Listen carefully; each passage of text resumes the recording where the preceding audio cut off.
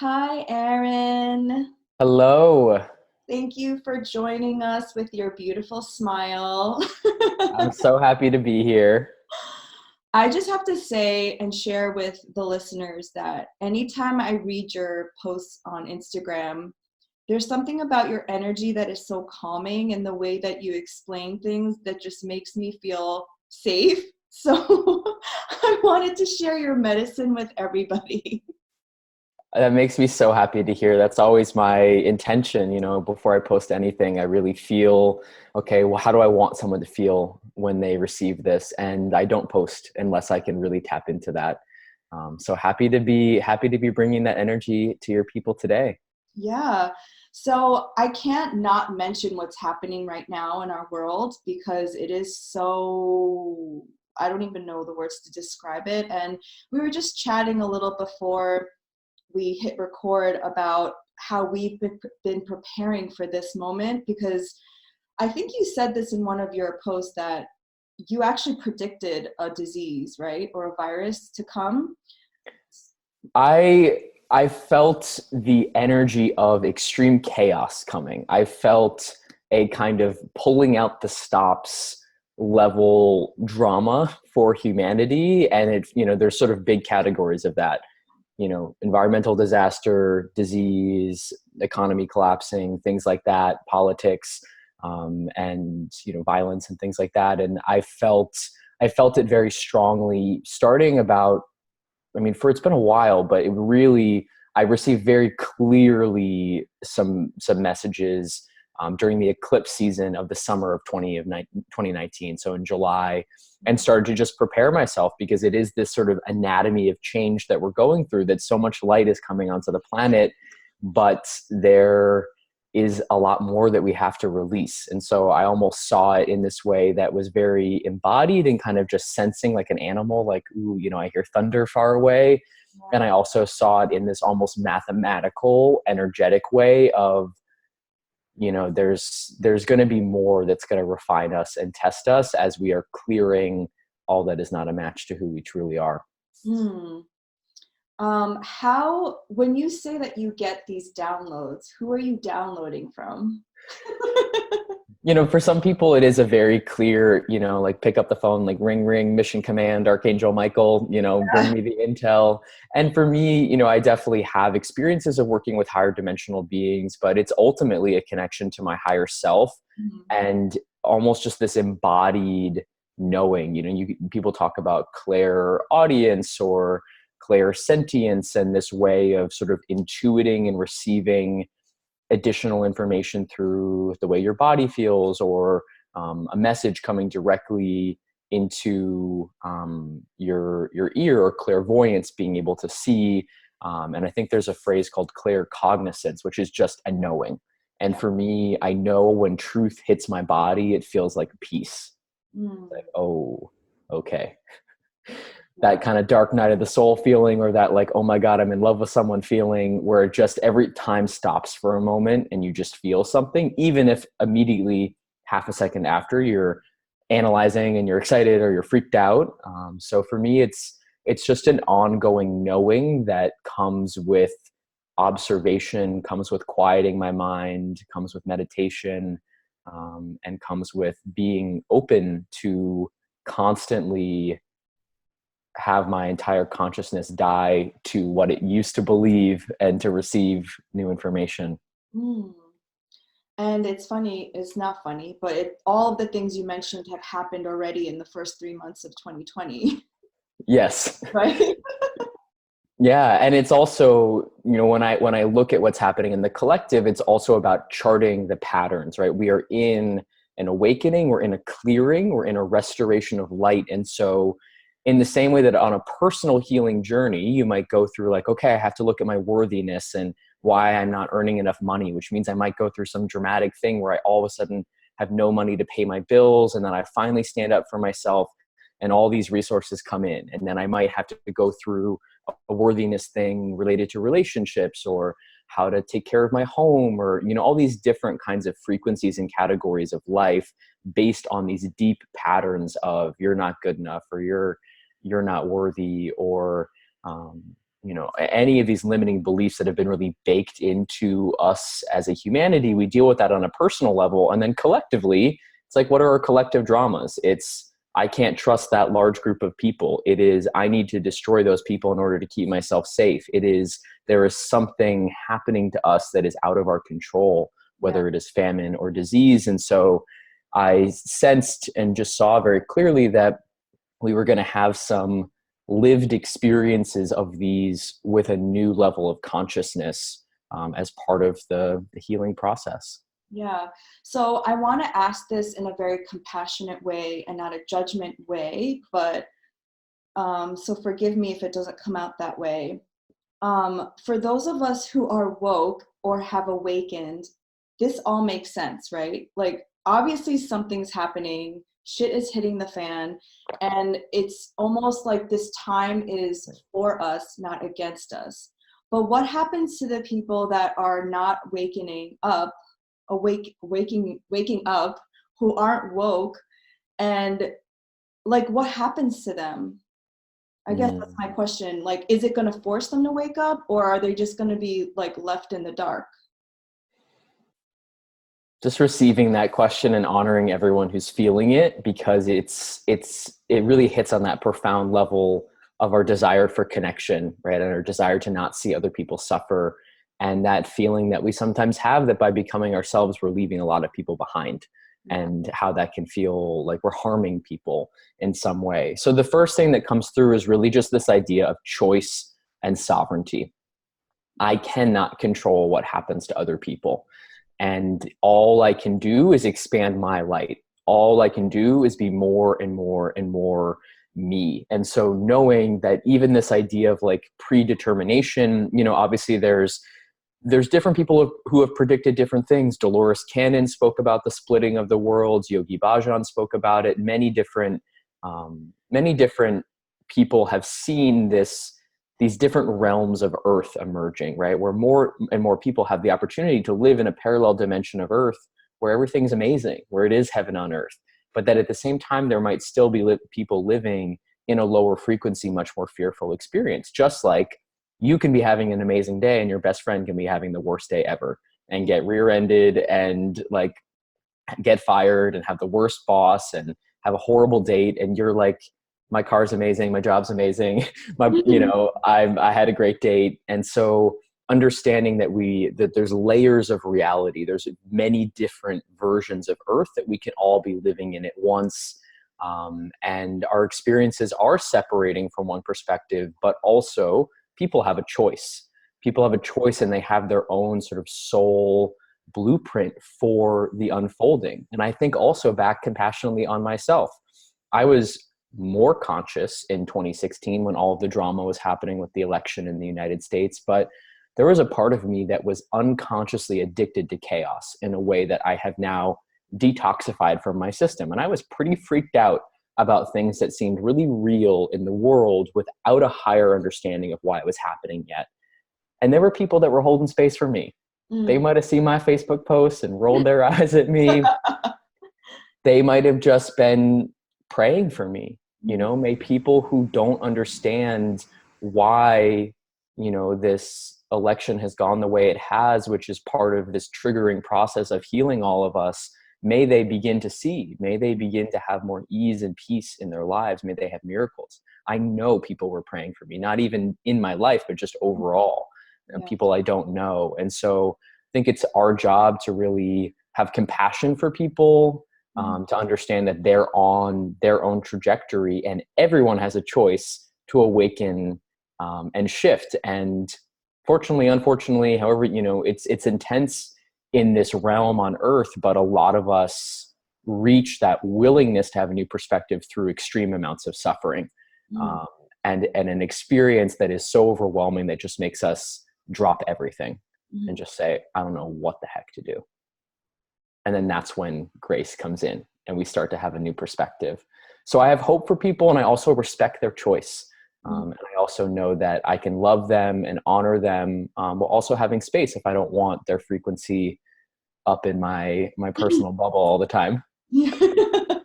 So in your own words, like, what is happening right now? I mean, you spoke a little bit about it. Yeah, in my own words, what is happening on Earth is a shift that has been prophesized and predicted for many, many thousands of years in some cases. We are in a realm of maximum duality, maximum contrast. There's so much that is different. There is so much that is opposite. And that has created an experience of separation, of fracturing.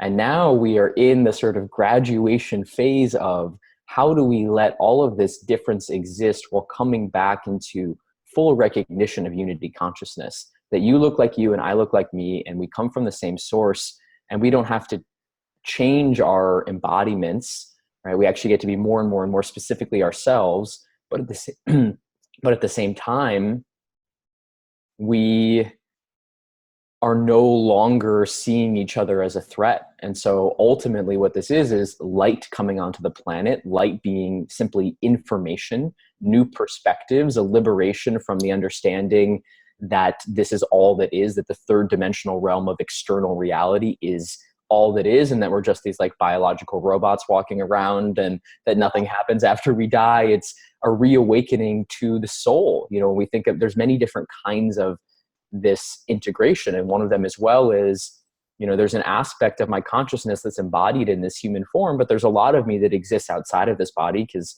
can't put it all in here, otherwise I would be in another realm. And Yeah. so it's about how much of our higher selves, how much of that soul consciousness, that connection to our eternal selves, can we bring into our bodies, into this experience, because Earth is an absolutely incredible place. It really is the Garden of Eden, and as humans, it is organic and natural for us to live in harmony and in bliss with nature, and to learn what we do when, not when we're trying to survive, but when we have all of our needs met, and we just get to create with creation. And so it is simply a restoration of heaven on earth. Mhm. Everyone has a different perspective on what that is, and what will happen when it occurs, and you know how long it will take. But ultimately, it's a, you know, it's a return to love. It's us coming back to that connection to source, to creation, and to the remembrance of who we really are. Mhm. That makes me have so much hope. I'm an optimistic person, and that just sounds so lovely to me. Um, that that is the new earth, that that is the new paradigm. And right now, what you're saying is like we're shifting. There's like a massive shedding, clearing, right? Yes, it's such an intense detox. It's like the Yeah. most intense. It's like the messiest group retreat where like everybody, you know, there's like someone who's clearing this childhood trauma, and someone just went through a breakup, and they're also on a juice cleanse, and they're also giving up sugar, and it's like they're all trying to talk at the same time. It's like there's so many concurrent healing processes happening, but simply love and light, however much we need to rebrand those words, but the pure frequency of love, which is unconditional positive regard, which is I have no resistance to your existence, Mhm. and light, which is information, which is more and more connection to source, to the center point of all of creation. As those increase, they drive out everything that is not a match to what they are. Just like my beautiful celery juice that I'm finishing here, you know, may drive things out of my body that are not a match to the high frequency of this celery juice. And so, and it's, you know, we've been in darkness, we've been in fear for so long. And while we can do things quickly, and from one perspective, we're moving so quickly, we're doing an amazing job. Yeah. It also involves living through, you know, you can't just, from one perspective, you can snap your fingers and be like, this, you know, my stomach bug that I have is no longer in my body, and I'm shifting to a parallel reality where it doesn't exist. But in many cases, you kind of have to throw up Yeah. and get it up and out. And you live that. I often joke too that it's like closing tabs on a computer, where you're like, this computer is not running optimally. Mhm. I need to close out these things. I need to close out the experience of abandonment. I need to close out the experience of racism. I need to close out the experience of war. But you have to almost kind of climb into it and shine your light through it, aka like when you're closing a tab on your computer and you actually have to read the article, or you have to like send an email based on it. And you Yeah. can't just be like, it's all done. So there's a process, and it's for our refinement. It's an incredible place of learning right now. Yeah. So when I first met you, it was at a diversity and wellness dinner. What was that, 2 years ago now, or a year and a half? I don't even remember. At some point in somewhat recent times, in the Yeah. last year or two. Which seems such simpler times back then. Mm. But you went from, I feel like, and correct me if I'm wrong, you were definitely doing more of that work with organizations, and now I feel like you're this intergalactic being who's just like teaching us how to be more on the fifth dimension. So what was your personal journey? Did you like see a shaman? Did you see aliens? Did you do plant medicine? Like, how did you go from that point to now? Mm. Such a beautiful question. It's been a rapid and organic evolution, and I have been myself the whole time. I always like to say that, when we see big shifts happen, it's just this organic unfolding. So I definitely, I got my start doing social justice work. I was one of those kids that was like, the world is messed up, we need to change it. Like, I'm the next Nelson Mandela. I mean, I couldn't fully integrate that, but I was like, that's who I want to be. Like, that's who inspires me. Abraham Joshua Heschel, Bayard Rustin, all of these like civil rights organizers of the 1900s were really my inspiration. And so I was, a community organizer, knocking on doors, running large leadership conferences for other students. I was like 19, 20 years old, putting on these massive things, training other young people on how to create change in their communities. And, through that, it really became clear that I had this gift for teaching. And that's what felt most exciting to me, was like holding space for transformation. Mm-hmm. And that evolved into doing more and more, like you said, diversity and inclusion work, which is really the work of a specific kind of bringing unconditional love back to specific patterns that humanity has been going through for a long time. And for a long time, I did that work with my metaphysical understanding, with my understanding of how I treat myself as how you treat me, with the understanding of, people who've been on the oppressor side need to make amends, and people who have been on the oppressed side, energetically have to purge their pain in the same way. And, really understanding on a deep spiritual level what was happening, but not necessarily talking about it. Mm-hmm. Right. Like, and I was, sort of shape shifting, and I would have people meditate, but I wasn't fully expressed in sharing my understanding of what was happening on the planet. And over time, I just started to let that out more and more. And social media, with all, an aspect of my work now is that I do transformational coaching for a select group of change makers who are stepping up. And I always say social media is like the best place to become who you really are, because every day you can post something new that then anchors in a new aspect of yourself. And so, 2 years ago, it was like posting a little something about something galactic. And then it was also this trust too. Like, another layer of this was like, this was how I made my money, was going in and facilitating these cultural transformation experiences. And then part of it was surrendering and being like, trusting that if I showed up and I was like, there's a consciousness shift happening on the planet, and, you contain your ancestors' pain within your bones, and we're going to purge it, in this corporate setting, Yeah. that if I lost that gig, it was fine, because I would be provided for. And that, more of what I was meant to be doing would unfold. And that's just really what's happened. And in terms of like how it happened, you asked about like shamans and plant medicine. For me, it's really been this conversation with myself, Mm-hmm. and these moments where I maybe meet someone, or I go to a place and, like you and I meeting up and being like, I know you, like I see you, like there's that remembrance. But, like any kind of epic tale, like The Alchemist or the Canterbury Tales, it's like there's so many stops along the way. It's like that person who smiled at me on the subway, that person I met at a conference who we just said one word to each other, and then I remembered more about who I am. And it's been this surrender. I'd say like the last thing I'll close with here is just that a couple of years ago, I just started to wake up every day and say, let me be a conduit for love. Like, I surrender my life to the divine plan. Mm. And when you set an intention like that, that is really pure and really all encompassing, everything that you need just begins to unfold. Yeah, that's beautifully said. Well, I just wanted to say that there was one post that, well, you say this a lot in your posts, but one in particular, notice how I'm stalking you on Instagram. You said, like, you basically laid out, this is who I am. This is who I am. I teach these kind of things, and the universe will provide for me. I will be nomadic, and I will be taken care of, like in my wealth, my health, my prosperity. And is that something that you, it's like the chicken or the egg, is that something that you say and then you kind of like get to, or did you feel that before you said it? In terms of being provided for? Yeah. Oh, this has been like the greatest challenge of my life, is being embodied as a human and allowing myself to have what I need for Yeah. my mission, for my thriving. I grew up in a, sort of middle class, but very scarcity mindset family, like family of 6 people living in a 1-bedroom apartment in New York City.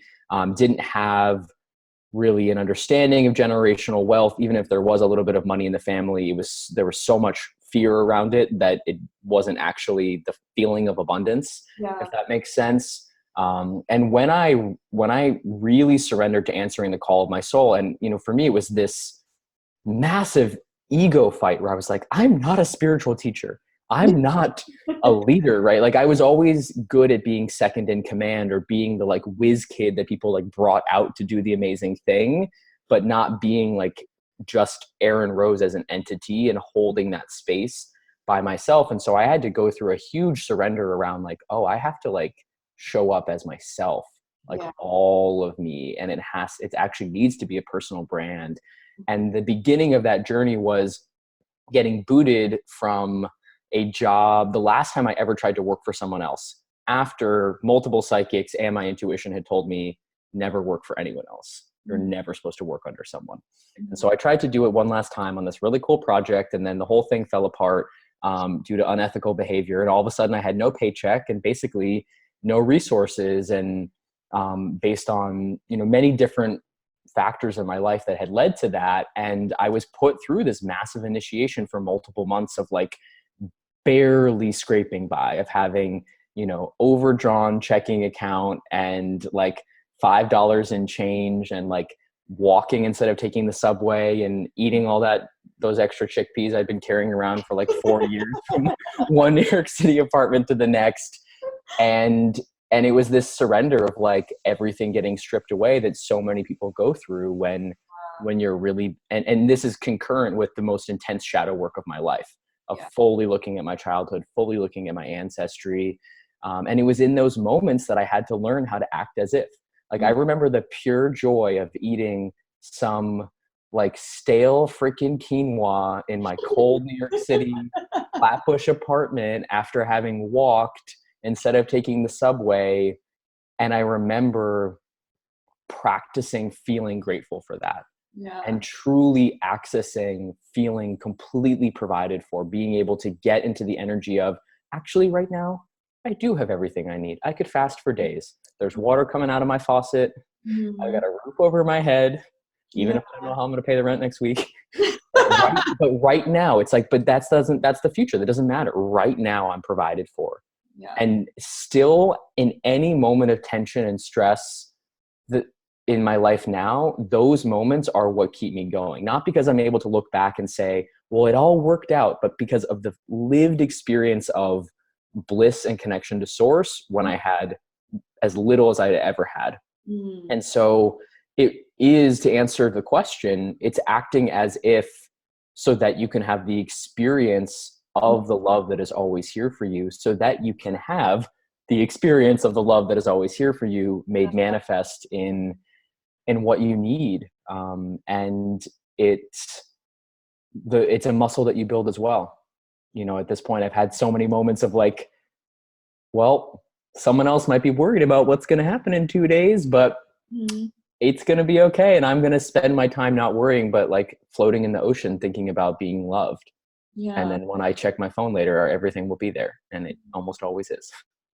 Thank you so much for sharing that, because I'm like tearing up right now, because so many spiritual leaders don't talk about those moments of struggling. And I think so many people are struggling right now, and they're like, yeah, love and light sounds great, but I'm starving and I have no money. So thank you for sharing that. I think I've definitely been through those moments too, and practicing what you just said of the embodiment, knowing that I'm provided for, actually has been the most profound experience the last couple of years for me. So beautiful. And I'm so glad it resonates because, yeah, it's important that we talk about it, right? It's important that we talk about, and also without shame. It's like, yeah, that was an intense experience, but like, it's what made me who I was and it's what I needed to go through. And so, whatever, anyone who's listening, it's like the pain that you're experiencing right now is part of your purpose. Like, I had to go through the most knockdown, drag out, like insane series of initiations around money and reprogramming my consciousness around abundance and fully detoxifying myself from the matrix of scarcity and fear so that I can be on this podcast right now and say something that actually helps you. Yeah. And so whatever you're going through right now ultimately will become something that you have to offer to the world. And if I had just shown up as like this like totally lit alien and was like, guys, abundance is your natural state, like everything's fine, like that would be true, but it would also be unrelatable, right? Which is why we choose to have some of these human experiences. And I just feel called to layer in as well, because there can be such a distorted energy around surrender where it's like, everything is fine. I'm on my couch with my quinoa and my, you know, 30 cents for tomorrow. And, Yeah. and by the way, as this is happening, also like my career is taking off. There's all these things that are happening that are in such contrast. It's like, it was wild. And it started to create this momentum where, that as you're being of service, you will be provided for more and more. But I want to just layer in like this understanding that I was also like working with source. Like I was saying, I need, like, if I'm answering the call, like I need to be provided for. And almost like you would with someone where you're like, I really freaking love you, but I have an abandonment issue. And so I want to run away from you right now. I was like speaking to source, like, yo, I need you to work with me on this because like they taught me to hate you and I need to get back to you. Like, help me trust you. Like, give me, like, keep my eyes open to see the signs that I can trust. Yeah. And building that relationship and taking, that part of us that can be like, oh, it's just too hard. It's like taking that and alchemizing it and being like, this freaking matrix is not going to convince me for another day longer that I don't deserve to be provided for. Yeah. And so like that anger and that fire can also be part of it as well. Because it's the fight for our lives. It's the fight out of the lie that our existence is precarious and that we're not cared for. Yeah, I think that was my next question actually, because I did the same thing. I was like, if I'm quitting my job and being broke, you need to step up. You need to show me now. Like, show me something. How did you keep the faith? Like, you said you were growing some momentum for your business, but like, what signs did you get? Like, how did you keep the faith during those times? So it is such a radical initiation of the mind, right? It requires this vigilance where it's like almost as if you have like a neighbor who's like screaming obscenities through your window and you just have to keep being like, go home, Todd. Like, I don't want you here. and you're like shutting your window again, or Yeah. you're just having to be like, okay, my experience will change when my core belief about my reality changes. And anytime I take the bait of believing external feedback that seems to confirm something that I don't want to be experiencing, I am prolonging the amount of time I live in this undesired reality. And so for me, around money specifically, it's sitting right here with my citrine crystal, which is a frequency of abundance. This is my little notebook where I write down every single cent that I make. And so I started this abundance log, and I would write down everything. Oh, I found a quarter on the street. Oh, someone bought me a coffee. You know, even especially at the beginning, it was like, oh, I went to this event and there was like a free cookie, you know, that I ate. And so I was less hungry, you I know, love that. $2 cookie, you know, and, Yeah. you know, putting a numerical number on it and starting to add it up and strengthening my muscle every time I receive something like, thank you, God. I amplify this, like, source, whatever you want to say. Thank you, creation. Like, I am abundant. This is my experience. More and more money is flowing into my life every moment, and this is evidence of it, you know, and just continuing to strengthen the ability to perceive of the abundance. Because so many of us are just designed or programmed right now. We're not designed, we're programmed to see abundance as scarcity. It's like, you Yeah. know, to make $5 and be like, it's not enough. And you're actually more stressed out about money than you were before you made the $5 Right. because it seems like it's not enough. So really blessing everything that was coming to me. And then also doing, it's sort of this masculine feminine balance where it was also like, okay, I need to get clear on my worth. What am I actually charging? Like, what are the portals through which money can come to me? Yes, money can just show up. And now I'm at a place where I've anchored it in enough that, you know, those sort of like new age miracle tales actually happen to me, where it's like, Yeah. this random person just sent me this large amount of money. Like, Yeah. thank you so much. I am abundant. But that used to, you know, that's very, we don't have examples of it. It feels very, if it doesn't seem actually realistic, it's not likely to happen for us. And also, so much of the like money breakdown for some of us is about finally getting us to offering what we truly need to offer to the world, because that the authentic expression of our soul is the most valuable thing that we can offer, and therefore what we will receive the most for. And so it was moments like charging much less for coaching and having people be like, I don't know if I could afford that. I don't know. And then receiving the intuition of like, you need to triple your prices and make, you know, have these parameters around it. And then that all of a sudden me booking like a bunch of clients at that significantly higher rate, because I wasn't energetically calibrated to the, like, I was undercharging, and therefore it was a distorted energetic exchange. Yeah. So part of it as well has been like that deep trust and building that faith of like, I am like, God damn it, I am abundant. Like, I see it, and I'm only going to focus on that, Yeah. while also purging out all of my fear and just allowing myself to have the other emotions, and then saying, okay, if I am abundant, let me help God and turn on as many taps as possible. All these ways this money can come to me, Yeah. and then refine from there. And that is the inspired action, is to like put yourself out there. Completely. Yeah. And yeah, it almost always feels like you're about to die, because Totally. it's a whole new thing. Totally. Well, I was telling you about my shaman, and she said that in my last lifetime I was poisoned for being a healer and, you know, speaking out, and that's why I have such fear over exposing myself. And I'm like, gosh, that is real.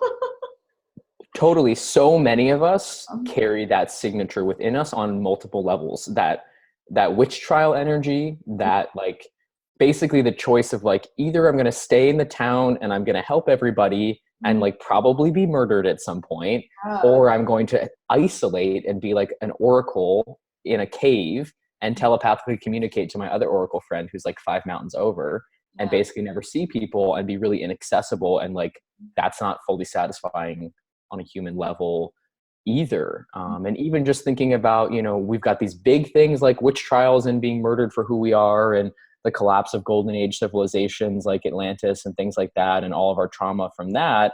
And then we just have like the experience of your grandfather being like slapped for telling a joke when the family didn't want to laugh, and being told don't express yourself.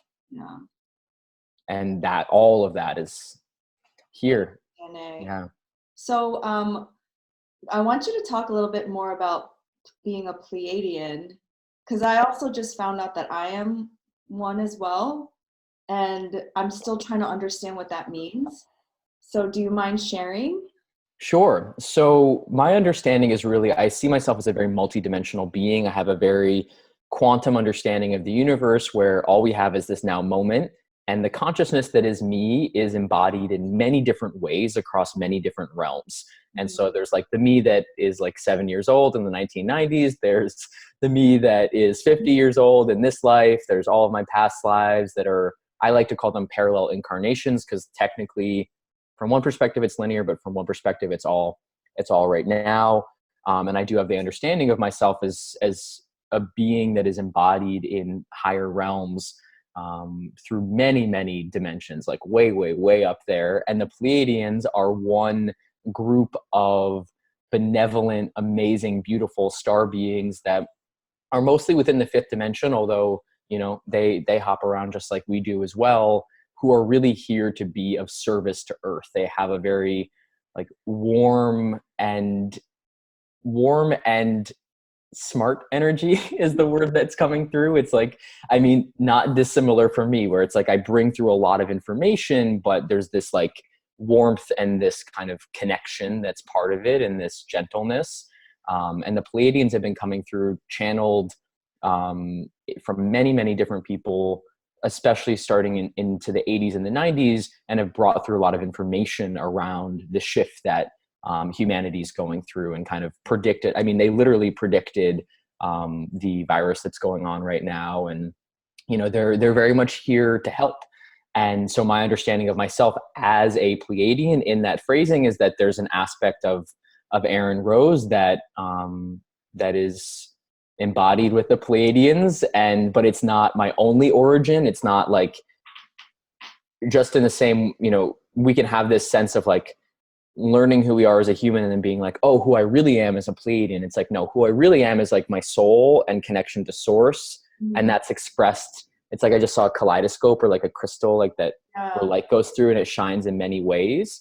Mm-hmm. But my Pleiadian incarnation is very relevant to this life, because the Pleiadians are, I often see them like back at mission control, just Mm-hmm. like sending me messages. And, it's like some of them could be here, but they're choosing to have a bird's eye view.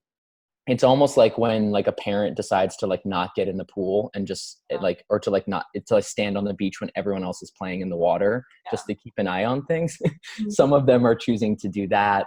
And yeah, some of us are here right now with the ability to access that information about unity and about love and about transcendence and about what Earth really has the potential to be. And for those of you who are listening, who are feeling activated by the word Pleiadian, just are wondering like, how do I know? It's like, if you even have the consciousness to consider the question, am I this? Yeah. Chances are you are that, right? Because if there's not something within you that resonates with it, then you wouldn't necessarily even be able Right. to perceive of it. So that's my first round of answer to that question. If you have other clarifications you want to ask, I'm happy to Oh speak no, that more. was Yeah. perfect. And I was told that once you recognize who you are, you find others who are like you. Totally. And Yeah. for me, it's like sometimes I like hyperbolically open my eyes really big, because I often have that moment with people, particularly there's certain qualities that I associate with Pleiadian energy as well. Like there is this kind of energy in the eyes. Mhm. And yeah, as you see yourself, other people will see you. There's probably people who 10 years ago, before I fully was tapped into this, were like, that dude's a Pleiadian. Yeah. But I was like, no, I'm a human trapped in a hellscape of third dimension. I had, don't you know how hard my life is? Yes, Um, I feel the same way. Shout out to, what year was that? 2010, Aaron Rose. Love you lots, bro. So yeah, it's like we have to see ourselves in order for others to see us. And then that part starts to be the gift of like, I meet people all the time now where it just looking at them feels like my whole body's relaxing, Mm. because I know that they came to be of service to the same mission, and we're Mhm. able to see each other now and trust each other. And Yeah, it's a beautiful unfolding. And part of it too is this relief of like, it does anchor you into the purpose of what is happening on earth. And it anchors you further into the choice to be a human. It's like, I chose this. And so Yes. I'm going to stick it out and be here. But it also connects you to that understanding that, you know, when we cease to exist in this form, in this life, a grand journey awaits. Yeah. And also just to add that when I do meet fellow star seed family members, I feel seen for the first time. You know, because I always, and you probably feel like this too, like growing up, I was the black sheep in the family. I was always like the weird one. And now I finally feel like I belong, that I found my fellow weirdos. I love that. That makes me so happy to hear. And I feel the same way. Mhm. And it's that paradox where it's like, I freaking love my own company now. Like I can sit on a beach and just like laugh to myself and Yeah. just be weird and like, and just have a conversation with myself, knowing all that I am, or at least knowing more about all that I am. And then that just opens that up with other people where we're just like, what's up, galactic fam? I remember you. I remember you from the spaceship. How's it going?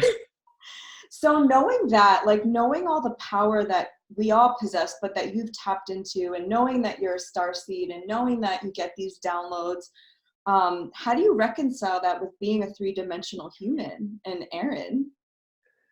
Hmm. The way that question lands is the first response is really that there isn't so much to reconcile. There's a great peace Mm-hmm. because the contrast makes sense now. Mm-hmm. All of the contrast, the feeling rejected by my family, all the pain I went through, um, all of that I understand now as part of the clearing process, as part of the data collection for the mission that I have now.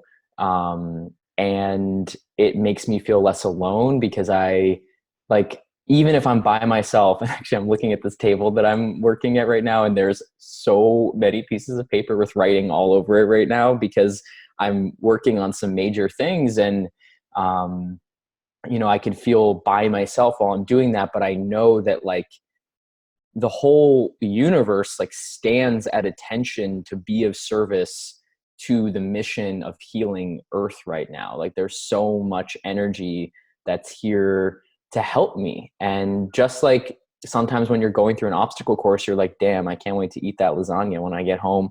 Or you're, you know, like, or you're like doing a really intense experience and you're like looking forward to what you'll do after. You're also like, but I wouldn't change this for the world. Like I'm here. Like I chose to do Tough Mudder. Mm. Or sometimes recently I think I said this is like extreme makeover ascension edition on Earth. And we're like at the point where they've like pulled up the floorboards and they realize that there's like a bigger foundation issue than they thought. But Yeah. by the end, you know, by Friday, it's going to be fixed. And it's just having compassion for myself. It's like, I respect the choice that my soul made. I respect the intensity that I signed up for. And I know that I'm loved and protected. And I genuinely adore Earth. I Mm. don't know when I'm coming back here. I'm just looking out at all the trees and plants around me. And I'm just like, this is so beautiful. Yeah. I want to experience this. Yeah. At some point I'm going to want to put on some cosmic VR headset in some other dimension to remember what it felt like to float in the ocean on Earth. Mm. So Mm. let me enjoy it right now while much of my consciousness is focused here. Yeah. So I just have a few questions left. What are your spiritual practices? Hmm. The first spiritual practice is really just this practice of loving myself. You Mm-hmm. know, Ram Dass, the mantra, I am loving awareness. Mm-hmm. Like the ultimate spiritual practice is not being in resistance to your existence, is just letting it all be, is having more affection and care for myself in any moment, which really translates into the practice of making every moment a prayer, right? Like, what does it look like? Like earlier today, I found a sock that I had been missing Mm-hmm. that was in the corner somewhere. And I noticed myself just pick it up and like toss it towards like where my clothes were. And I was like, that was not acting as a prayer, right? Like that sock is a part of God.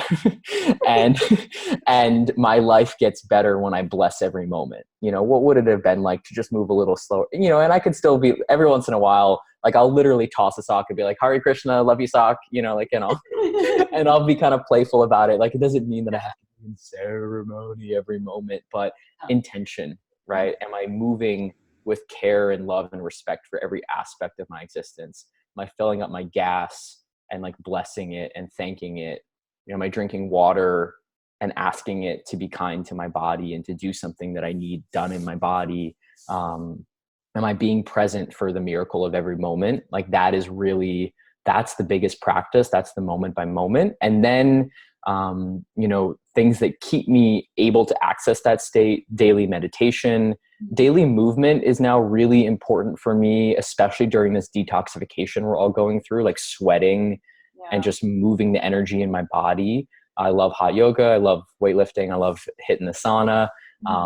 And then I'm just, as I'm looking out at this vast ocean in front of me, being in nature, just being present in nature, floating in the ocean, putting my feet on the sand, hugging a tree, literally.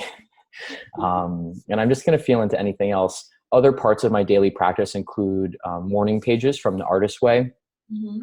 There's just 3 pages of longhand stream of consciousness writing. And I've been doing that almost every single day since 2016. And it's completely changed my life and opened up my creativity. And, you know, there's lots of little like things that I do, like tinctures that I drink and things that I eat to help with my frequency. And, but that's really where it's at. And I think, yeah, also just like prayer itself, talking to the universe. This is what I need. May this person be blessed. You know, just that ongoing intention setting for my existence. I do the same things. It makes me feel really good that it's so simple. It doesn't have to be this like huge thing. Yeah. And that's really, you know, when we think about the distortion on the planet, it's about specificity, right? It's about, you need this very, very, very, very, very, very specific pill for this very, very, very, very specific, unique aberration that you are.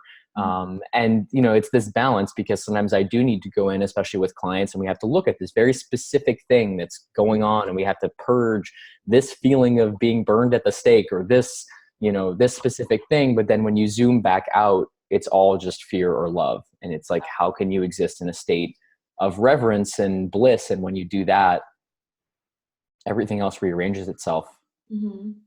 So if somebody wants to work with you, what do you do and how do you offer them guidance? Absolutely. So it's an ongoing evolution. It's an ongoing relationship, but you can go to my website, aaronxrose.com, and see all of my tools and offerings there. I do right now transformational coaching for a select group of leaders who are really ready for some kind of quantum leap, where it's like, I need to show up in this way, or I need to clear this so that I can be of service and be unlocked in my authentic expression and service. So that's an option. I also have several online programs that are designed to really support people during these changing times. I have a program, which all of it's on my website, program called Hope, that is all about detoxing our attachment to apocalypse and despair about the world. And it has meditations and practices for creating authentic optimism. The companion program to that is Calm, which was designed knowing that this chaos was coming. And it's really about detoxing our attachment to chaos and anchoring in like true, not spiritually bypassing, but like true trust and ease into our beings. And so those are available as well. And I'd be happy to give your folks a little discount code. Let's just like call in a word right here. Why don't we say the word magic just came through? I don't think I've done that. So let's just say the code magic will get you a little discount on any of those online programs. And there's a really supportive community in the comments on those. And then every day I'm on Instagram sharing and bringing through messages for people free. Often just I go live quite a bit these days, and use that as a community container to provide support. So people are welcome to find me there. And it's just Aaron X Rose as well. And you have to follow him on Instagram. His messages are amazing. Thank you. And they're free. That's what's like amazing about it. And they just give me so much love and light. So you have to follow. And then my last question is, this podcast is about awakening and being in alignment with your purpose, with your soul's purpose. Are you living your dream life? And what is your definition of your dream life? Oh, yes. I'm living my dream more and more and more and more. My life is miraculous in ways that I could have imagined, but I couldn't have imagined them coming to fruition. For me, a dream life is a life where I feel at ease. It's a life where I feel inspired. It's a life where I don't feel a big gap between my impulse to create and connect and my ability to act on that impulse. And it's a life where I'm connected to nature. And there's many things that lie ahead for me, on the question on working with me. I've kind of paused a little bit on some speaking engagements, but that's going to be picking up again, holding big space, big opportunities for people to come together and meditate on world peace and heal and connect and feel that recognition. Working on a book as well. And, when I think about my life in nature, there's vast schemes for new earth oases where people can come and be rejuvenated. And, there's so much more like that. The impulse of creation will call me forward for my entire life. And so there's always more. And yet this moment is perfect. And my ability to perceive of its perfection has never been greater. And so even just that contrast of knowing that in a year, no matter what my life looks like, I'm going to be more able to perceive of its beauty. That's the dream. Wow. Well, I just wanted to take this moment to honor you for heeding the call and for making this planet a better place and for sharing your vibration and your light and your words. Thank you so much. Thank you. I fully received that. And I reflected back to you as well, right? For you to even be able to perceive of the depth of the mission that I'm on means that you are on the same level of mission. And I know it's a day-to-day choice to show up. And so thank you for shining your light. And to anyone that's listening, thank you for being here. You wouldn't be able to perceive of this conversation if you weren't also called to be deeply of service and to also live a life that truly nourishes you. So that awaits if you don't feel like you've fully accessed it yet. Yeah. Thank you.